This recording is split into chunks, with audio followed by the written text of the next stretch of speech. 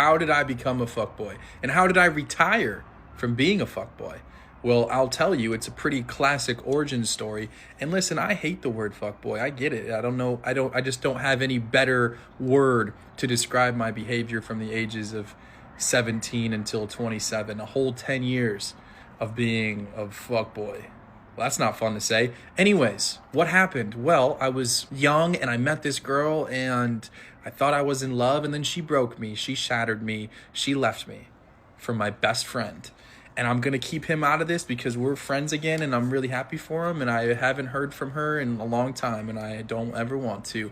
But she broke me. And I told myself, I'm never going to feel like this again. I'm never going to give someone this part of me, because I know if I become too emotional, I know if I become attached, this could happen. I could get my heart broken. So from that day forward, I set out on a mission to not only attract women, but in some sense, looking back, get revenge. Get revenge for having my heart broken and prove that I could be emotionless. To prove that I could get you, whatever that looked like, a hookup, whatever it was, and feel nothing. And I thought that was so cool.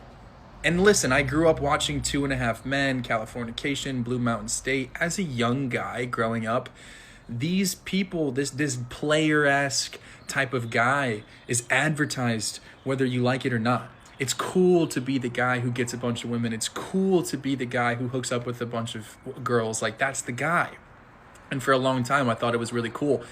Moved to about 24 years old, 25, where I quite literally went on a show called Fuckboy Island, F-Boy Island. It wasn't a big show, but at the time, I thought it was the coolest thing in the history of the world. I was like, dude, I'm this guy. And I did really well. I won the show. I came back for a second season, but my character arc in the show was F-boy, fuckboy, and then I turned into this nice guy. I wasn't a nice guy in real life. I was the same person, the party guy, the guy who was hooking up with people, trying to fill this void. And it was fun. It was fun for a long time until it wasn't. Until I realized, wow, I've never been close to anyone in 10 years. I've never given anyone a chance to get to know me.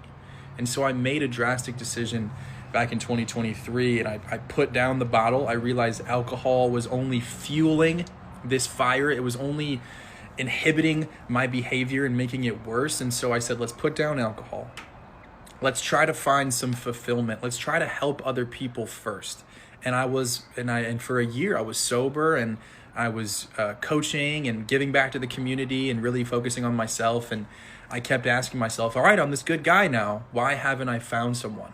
I'm no longer manipulating people. I'm no longer being emotionally unavailable.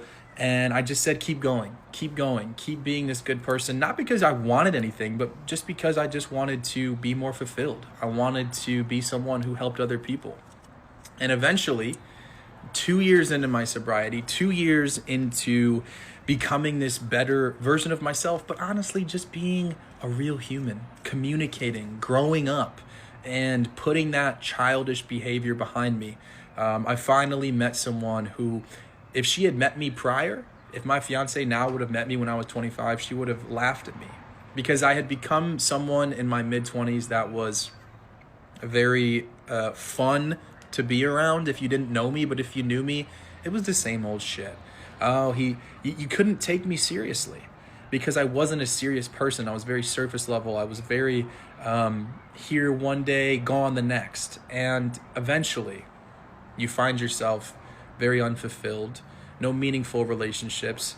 And so I'm telling you this because if you are a guy in your early 20s, and listen, it was fun. I'm not going to sit here and say it wasn't fun, because it was fun. And it made me realize what I could be and the version I am now. And, listen, I hate the word fuckboy. It's such a, it feels wrong for me to be even saying that word. But that's how I got to where I am now. And I'm grateful for that time. I'm grateful for that experience, but I'm grateful that I was able to make that shift, make that turn in my life, and grow towards something more meaningful, something more real. And now I have it. My life is beautiful. It's fulfilling. And now my goal is to just help other people find that, whatever it looks like. So everybody's journey is their own. I can't hold my phone up anymore, dude. I just did shoulders yesterday. But if you are a fuckboy, like, I mean, enjoy it while it lasts, but it's going to run out and you're going to find yourself very unhappy.